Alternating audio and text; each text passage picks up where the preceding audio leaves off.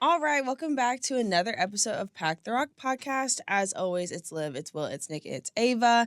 And this week, we're going to look into a little bit of last week's game with Washington, but the main goal is Michigan State away next week. But I want to start off just talking about Taven Jackson's performance. He started last game. How did you guys feel that performance was? Let's look in the first half specifically. First snap, everything that happened. First initial thoughts. I think Taven was overall pretty solid. As much as you could expect for a backup coming in, getting his first start in the biggest atmosphere he's ever played in. Kurt Signetti talked about it yesterday, said there was a lot of good and a lot of bad. You know, he made some plays, he left some plays out there, maybe missed a couple reads, didn't send a couple motions, things like that. Obviously, that weird pick at the start of the second half, but overall, I figured Indiana would go run first, and they did. And then when they needed to air it out, I think Taven did a good job. He made a couple of nice throws, one to Omar Cooper, one to Miles Price. So overall, a lot to build on with him, and I think he did a good job of stepping in and running the offense, and ultimately Indiana won, and that's really what you're looking for. So good job overall for Taven. Was there a sense of doubt at all with him in the game? I think a lot of people at some points they were happy to see what he was doing, and at some points it was like, oh no, if we lose, it's on Taven. Was that true? If we lose, it's on Taven. If we win, it's just a team that did good, or do we put it on Taven that IU won? I mean, I think that if we did lose, people would blame a lot of it on Taven. Especially considering there were a couple spots that he was pretty shaky and sometimes in the pocket that he looked pretty scattered. But, like, there was a lot of pressure on him going into this, and people expected a lot out of him. And I do think that if they did lose, it would have been the blame on him. But, I mean, they didn't, so. And so the big question now is, should IU be in a rush to get Rourke back? No. Especially considering looking down the stretch this season, I think it's fair to say Michigan State might be the weakest opponent IU plays until they get to Purdue. And with Kurt Signetti saying yesterday, he said, all eyes are on the quarterback, whether you win or lose. But the reality is, like, against Washington, he said they all played inconsistently. Everybody did. So Taven versus Kurtis, obviously Rourke is a much better option at quarterback. I think we did learn that from Washington. That doesn't mean Taven's bad. But I think if, I keep going back to what Signetti said, but he said the game against Washington reminded him of some of his first games as a head coach, where they would win the game by throwing the ball 8 to 10 times. It wasn't quite that extreme. But I think Taven can manage the game if he needs to. And if you rush Kurtis Rourke back before he's 100% and say he bangs his finger or his thumb on a helmet again, the injury gets worse. Then you're talking about an extended absence. So I'd say make sure Rourke is 100%. They're saying he's optimistic, that he's on track to keep ramping up as the week goes on. If he's not 100%, don't rush him back. Well, what do you think? I think Nick got it. I mean, if there's no reason to rush Rourke back right now. Obviously, he's a Heisman candidate. The guy's going to want to play. We talked about it last week. But, yeah, if his thumb's not ready to go, if he gets hit once and his stitches are going to pop out or, it's not healed and it'll just refracture it and aggravate the injury, there's no reason to make it worse than it is or could be. Taven managed the game well from what it sounded like from the few plays I was able to watch. It sounded like he managed the game well. It was just the pick was weird. It was like DPI or something. Somebody told me there was defensive pass interference, and I believe the ball was deflected. Yeah, so it was a very odd play. I was watching from the south end zone. It was on the other side of the 50, and I couldn't even really see what happened. And then I saw a replay, and it got tipped, and then went right into the arms of a defensive lineman, and there was a missed pass interference that wasn't called. Yeah, so like I said, I mean, it's not like Taven played poorly. He managed the game well enough, which is what he was supposed to do. He's a backup quarterback. He's not supposed to come in and, light up a defense for 350 yards and 4 touchdowns. Just win the game, which is what he did. And Rourke and the team can trust IU or can trust in Taven, which is what they were doing all week. They were lifting the guy up. And they're going to continue to do that, especially if Rourke's not ready to get back from Michigan State. So I don't think there's any rush at all. I mean, like you said, they came up with the win regardless. 31-17, IU goes 8-0, best since 1967, all that fun stuff. There's only 8 teams left in the top 25 that are still undefeated. And then rankings came out, and IU stayed right at 13. Why? Well, yeah, let Nick rip it. Yeah, I can put it this way. It's because they don't have a giant red O or an ND or a yellow M There it next to is. their name. I was waiting for the last Black M. one. If they were Ohio State, Michigan, or Notre Dame, or any SEC team, and they were 8-0, Indiana would be in the top 10. If say they were top Ohio 5. State, they would be in the top 5. If they were Notre Dame, they'd be in the top 5. But because Indiana is supposed to be bad, keep them at 13th, even though they're undefeated. Go back and look at Michigan's resume from last year. It is not that impressive in the regular season. No. They didn't play a lot of good teams. So what about Indiana doing the exact same thing? Why are they all of a sudden getting punished? And this is why the AP poll is really, really stupid. Because a lot of the writers are like us. They cover one team. So they watch one game, the entire game. And then if they're lucky, maybe they catch the end of some games and maybe the nightcaps, depending on when their games kick off. So a lot of it is based on preseason bias and rank and brand bias. And it's really, really stupid. But I do think college football playoff rankings come out for the first time on Election Day, which is really fun. But it's on election night. That's when the first rankings come out. That's going to give you a better indication of where Indiana actually stands, because I think the playoff committee takes into account some of the more advanced metrics that AP voters don't. I think one of them had IU ranked 18th, which is really funny. But Somebody no. had IU ranked 3rd, too, to be fair. Yeah, good for them. Good for them. But I don't really. I think it's just because of brand bias. And ultimately, if Indiana keeps winning, eventually they're going to have to get their flowers. And then next week, the AP poll doesn't matter anymore. So don't put too much stock in it, but just know that it's all bias. It's all brands, and winning will shut everybody up. And just for reference, Michigan didn't play a ranked team until week 9, which was number 13, Penn State. Before that, it was Purdue, Michigan State, IU, Minnesota, Nebraska, Rutgers, Bowling Green, UNLV, ECU. All of whom kind of sucked last year. Yeah, to put it nicely. Yeah, I would say that would be the way to put that. There's your comparison. Indiana technically will not. Well, Nebraska got a vote in the coaches poll coming off their bye week, so that kind of counts. But the big test for them is Ohio State. Right. They beat Ohio State. You're talking a lock for the college football playoff. They're going to be ranked top 5. They have to be. Yeah. If they aren't, then we will take every AP writer who didn't vote them. Okay, I'm not. Don't we this? Do not launch them we this into the sun. I'm obviously joking, but if you beat Ohio State, people can't say anything anymore. No, I mean, if they go 12-0, they have to be top 5. Oh yeah, a team can't be 12-0 and not go top 5. Yeah, unless they somehow never say never, go 11-1 and lose. Just ask Florida State. That's what I was just about to say. Could it end up like a Florida State situation where they have a good season, but the playoff committee still feels like they're not strong enough to compete? Here's the thing. It's 12 teams this year, so it's calculated kind of different. Right, it's 12 teams, but also the ACC does not have the brand power of the Big Ten. True. It's like that's a totally different ballgame. You start talking conference brands.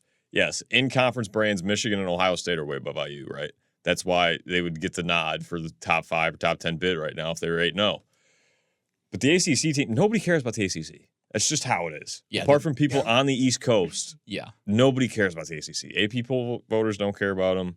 True. They're not going to get highly regarded.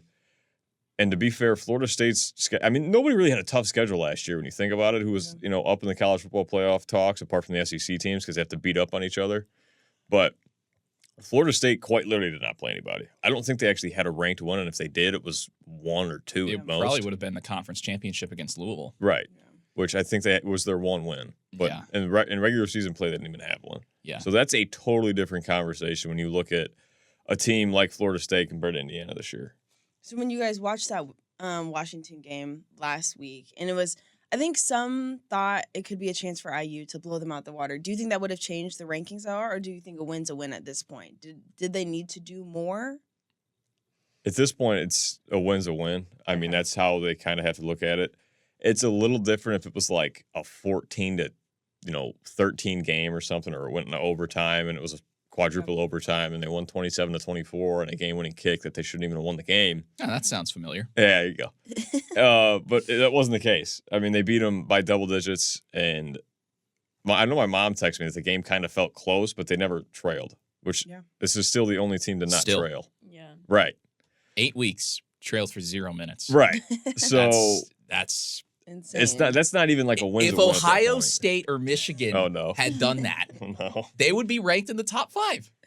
There's no way around it. Like, I'm Peter Griffin. That grinds my gears a little bit. I'm not going to lie to you. Because you can fluke your way to like a few weeks of that, but to do it for 2 consecutive months, what are we looking at? I don't understand. Like, oh, Indiana's supposed to be bad. Oh, they're just a basketball school. So what if College Game Day showed up? That doesn't mean anything. So what if they're selling out their stadium every game now? That doesn't mean anything. I don't know. If they were in the SEC, they'd be top 5. ESPN would be showing up every week, but they're not. So, I'm not mad. We're striking a nerve for Nick at 9:30 in the morning on Tuesday. Oh, goodness. Don't listen to the AP polls. They're dumb. Like Missouri. Missouri should not be ranked. No, that's horrible. No, and that's again, horrible. if they were in the ACC or something and they had been ranked and then they got walloped, they're not going to stay ranked. Right. If they were Indiana, they were ranked, then they got walloped, they're not going to stay ranked. But because, it just means more in the SEC, now they're ranked. They stay ranked, I should say. That's the kind of bias we're talking about. What does it look like for Indiana if they are undefeated going into Ohio State? Let's say hypothetical, they lose Ohio State, but they keep that game close. Do you see that hurting them still a lot? I almost don't see it hurting them in a way, just because even though it would be a loss and their first loss of the season, it's Ohio State. I mean, Nick just went on this tangent about how it's Ohio State. So I think that, it would be taken into consideration, sure, but it wouldn't be a bad loss. And a loss on the road, that helps them out too a little bit, I think. But it wouldn't be the worst. It would not hurt them too much. And I do still think a path to the postseason outside of their bowl game would still potentially be there if they played the rest of their cards right in the season. And a few other things fell their way. Agree? Yeah. No, I mean, if they keep it close versus Ohio State, I don't think it hurts them at all. Okay. It depends, on the situation of the game and obviously the scene setting. Ava just had an idea. But they also can't do what Nebraska did this weekend and lead and then get whopped on. Oh, thank you. She said to add that in there. Yeah. We said to add that in there for emphasis. Yeah, okay? they can't let that happen to them. The light bulb just blew up in her head. I couldn't miss that. That was. I love looking at. I know transitive victories can't really be looked at in college football, but this is kind of a telling thing. Indiana and Nebraska both coming off bye weeks. Nebraska's on the road. Indiana puts 56 on them and wins by 49. Ohio State coming off a bye week, hosts Nebraska in Columbus and barely squeaks by. I know there was some questionable officiating that went against Nebraska as well. Welcome to the Big Ten. Yep. It's actually crazy. Like Nebraska gets screwed by Big Ten refs a lot. But Ohio State barely squeaks by. Somebody asked Matt Rule, who's better, Indiana or Ohio State? And he chuckled. He said, I can't answer that. Again, Indiana puts up over twice as many points on Ohio State or on Nebraska as Ohio State did, with Ohio State coming off a bye. That's all. That's all we have to say. That's all for the podcast. Actually, Nick's going to keep going. This is not going to end. It's like a runaway train. You can't stop it. Yeah, no, Nick's going to keep talking about this for at least the next 20 minutes. All right, so we got to fast forward. Okay, so looking into next week. Okay, so Michigan State. Okay, so I want to go into, though, Michigan and Michigan State played last week, 24-17. Michigan came out with the win, but there was a little scuffle, ESPN wants to call it. And last time this happened in 2022, there were suspensions, there were suspension of games, players, all of that stuff. If the Big Ten is how they're looking into it now, will that affect IU going into Michigan State and then Michigan if there are suspensions from that fight? I mean, from a literal standpoint, yes, because sure, a few guys are going to be out. But for Michigan State, it was their right end who just decided to put Loveland in a chokehold, which was definitely an interesting watch. And then Michigan just cleared the bench. There was no hesitation. It was all maize and navy. What are they? Maize and blue. Yeah, sure, whatever it is. It was just all maize and blue on the field. Michigan State got there, but I would say Michigan instigated it more than anything because the whole team was jumping one guy. Well, you're gonna defend your guy, especially when it's No, I don't blame him. Yeah, but I would say Michigan's going to feel more repercussions than Michigan State. Obviously, that one DN's going to be out for probably 1 or 2 weeks, the bare minimum. Yeah. But it was post game. It was it wasn't really like even a fight. It was just everybody in a pile. Yeah, And it seems like that always happens. yeah. Whenever those two play each other, obviously in-state rivalry, I get it. But the thing is, 2 years ago in the locker room, or it was like, Yeah, they were in the locker room tunnel. tunnels Yeah, it pregame. happened in the That was a literal tunnel. fight. It's There was because hands. Michigan makes the road team run out of the same tunnel, Right, which is very stupid. which is So extremely stupid. It's like they're just wanting something to happen. That's actually exactly what they'd want. Yeah, but like, why? Why not just play it out on the field? You know, like entertainment business, Nicholas. I know Kurt Signetti said it at media days. We're in the entertainment business as much as we are in the sports business, and he's right. But if I wanted to watch boxing, I don't want to turn on a football game. You know? So when we look at Michigan State now as a whole, they're 4-4, 2-3 in the conference with some wins against Florida Atlantic, Maryland, like Iowa, maybe, but then losses against Boston College, Ohio State, and Oregon. How are you guys feeling Michigan State coming into this game? I feel like, to me personally, they're not a sleeper team. Yes, they're the underdogs, but IU should not sleep on them, especially going away. Agree? Well, yeah, they're not a sleeper team. It's a Yeah. talented football team. I Mhm. mean, that's very apparent. Childs can make plays, their quarterback. He can extend very well, whether it's in or out of the pocket. He will make a play last as long as humanly possible if he can make a completion out of it. That has burned him in early games, but he's really starting to figure that out.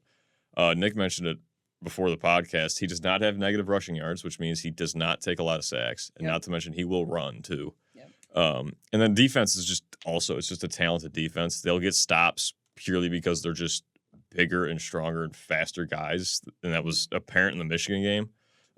Michigan obviously lost their whole line to the draft, so it's all new guys, and Michigan State just kind of manhandled them a few times. Obviously didn't help in the long run. They still lost, but still, it's a talented team, and they could certainly give IU a punch in the mouth early on. I mean, sure. All right, maybe not. I guess I'm wrong. I don't know. I mean, sure. I mean, if you're looking at this game in the road game and you want to look at past matchups between IU and Michigan State, historically, IU does not win nor play well in East Lansing. Yeah, they beat them in 2022. Let's not talk about that game. It was their only. Don't talk about that game. It was their only conference I win. was there. How many pass for- yards were in that I was game? there for that one. That one was a fluke. Like 4? No such thing as a fluke road win in the Big Ten. But okay, you know, their quarterback is really, really young, and I do think that he has a lot of potential. And as he keeps, going through college football, he is actually, I think, to be a force to be reckoned with. Maybe not right now though. He's young, and he makes some calls that I think are a little bit questionable sometimes. But he also needs the backup of his team. Like, I feel like Michigan State sometimes doesn't always cover for him as much as they should, and they leave him out to hang a few times. And if they do that against Indiana, that's not going to end very well for them. Yeah, Michigan State isn't disciplined. That's the one glaringly large problem that keeps coming up on film. Just like guys miss assignments, or like you said, they just hang out Childs to dry. The defense will just, two guys will go into a gap. Guys are just in the wrong spots. But the problem is the team is so athletic and talented. It's like it kind of covers it up, but it's still pretty apparent, which to me speaks more on the coaching. I mean, Smith, I know Signetti talked highly of him, but I don't think he's that great of a coach if he doesn't have his guys disciplined by week 8. Not to mention you were there for spring ball and the whole summer to figure this out. But like I said, it's not the greatest coach team in the world, which is what I think is kind of holding them back right now. Okay, fair. Okay, but the big thing is for Michigan State, how do you prepare going into this week not knowing if IU's quarterback is Rourke or Jackson? Is preparing the same or do you prepare different? Well, I think it was Jed Fish, Washington's head coach, who said it. Really, they're pretty much the same team, regardless of who's behind center. Right. Sure, you might prepare when you prepare for Taven Jackson, you might prepare a little bit more for him to keep it, tuck and run, to scramble a little bit more. Mm-hmm. Kurtis Rourke does not scramble that much. He's more of a pocket passer. So I think you might change your preparation a little bit there. But really, I think you prepare for IU the same either way. The offensive line is a bunch of dogs. Like they're gonna be physical. They're gonna be tough up front. The defensive front is going to put pressure on your quarterback. The secondary, I mean, how do you prepare for somebody like D'Angelo Ponce? Do You just don't you throw I it. think you just don't throw it. You do not You throw don't. at the pond. But then, I mean, still, Sean Asbury's really good too. Yeah. Jameer Johnson's Mhm. really good too. Yeah. They've got depth in the secondary. TVs are nuts. I mean, you're going to have to establish the run. I know usually, like, you can go to the air at home because the crowd's not a factor. But I think I don't know how you can throw it against Indiana, because is Aiden Childs going to have enough time to really like process the defense with how often the defensive front got home against Washington and Will Rogers? Washington's a team that's very big up front. So if you're Michigan State, I think you've got to prepare to be a run-first team. And then on the defensive side, you've got to try to stop the run, force Indiana to throw it. But it's tough to prepare for a team like Indiana because they can beat you so many ways. When you say force Indiana to throw it, last game, it was interesting because Taven was trying to do that in that first half.